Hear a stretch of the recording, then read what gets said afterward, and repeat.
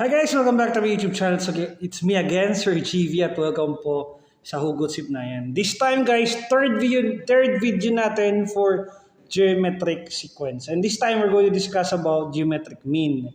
So sa unang part guys, kumuha tayo ng mga end term. Ngayon, try na natin siyang isolve geometric mean. Okay? So find the geometric mean of a given geometric sequence. So grade 10, first quarter, let's have our discussion.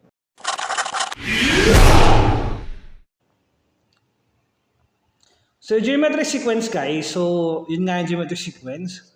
But we're going to define what geometric mean is. So geometric mean is the missing term between two given term natin. So para sa geometric sequence, yung nawawala sa gitna. Yung mga term na nawawala sa gitna, tawag doon geometric mean. So sa arithmetic sequence, arithmetic mean yun. Dito naman, geometric mean ang tawag sa kanya. So let's try to recall the general term for geometric sequence. Ito pa rin yun. An equals to a sub 1, Rn minus 1, where An is the n term of a given geometric sequence. A sub 1 is the first term, R is the common ratio, and n is the number of terms. So let's have example number 1. Insert two terms between 5 and 32 as a geometric sequence. So first thing we need to do is to find or is to get the common ratio. So if our given is a sub 1 as 5 and a sub 4 as 320, kasi nga po, ang nawawala ay 2 term, kaya yung a sub 2, a sub 3 nasa gitna. So ano gagawin natin dito guys? By simplifying the equation, ito yung makukuha natin dito sa given natin. Yung n natin ay 4, ang a sub 1 natin ay 5, ang a sub 4 natin ay 320. Now, we're going to solve for the value of the ratio or the common ratio. And definitely after solving, so 320 to, a sub 4 natin, a sub 1 natin is 5. So 4 minus 1, that's 3, kaya po ito naging R3. So 5 ang ating 325 R to third power. So by dividing both sides by 5, mawawala yung 5 natin dito, matitira R cube.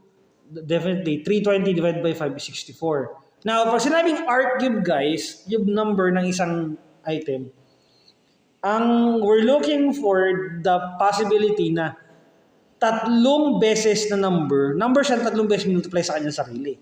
At doon guys, lumabas yung 4. Ano ba yung mga number na yan guys? Example, pag 1, ang x-squared niya ay 1, tapos ay 1. 2, meron tayong 4 tapos 8. So dito naman guys, 3, 9, 27. O, dito naman ay 4, 16, 64. Kaya po 64, ang cube root niya ay 4. Ibig sabihin, ang 4, tatlong beses multiply sa kanyang sarili. So 4 times 4, 16 times 4, another 64. Kaya po R natin is 4. Now, paano natin isasolve guys yung dalawang ito?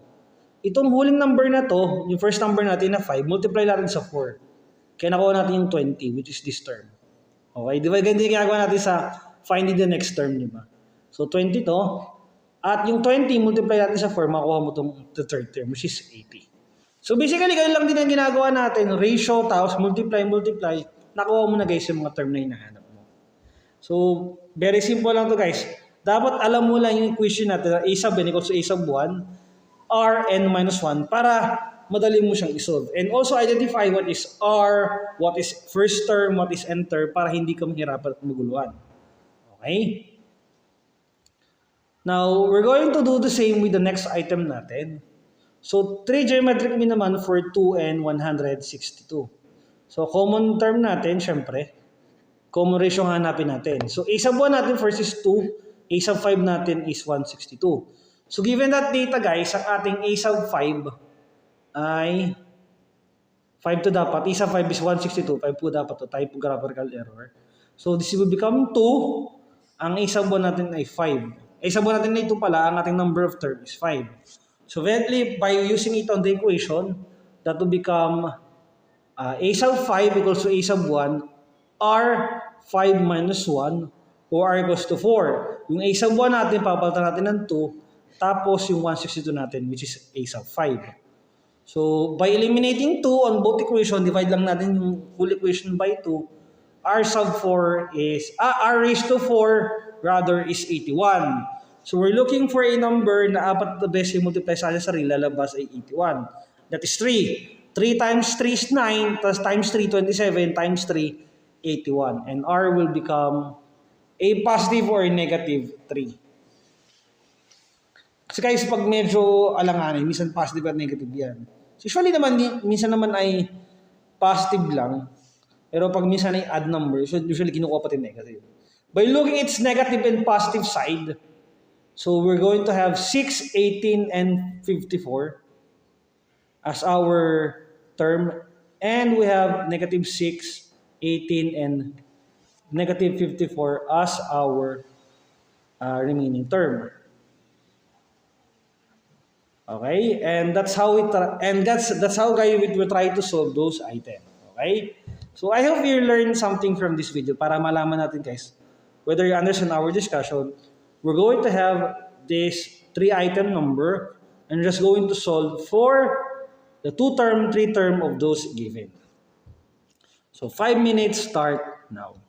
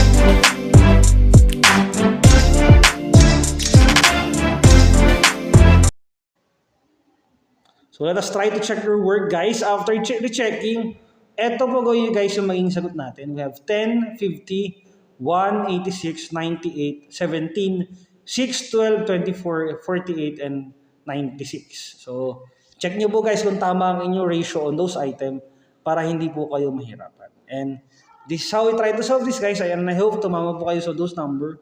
So maraming salamat po guys sa pagbisita sa aking channel.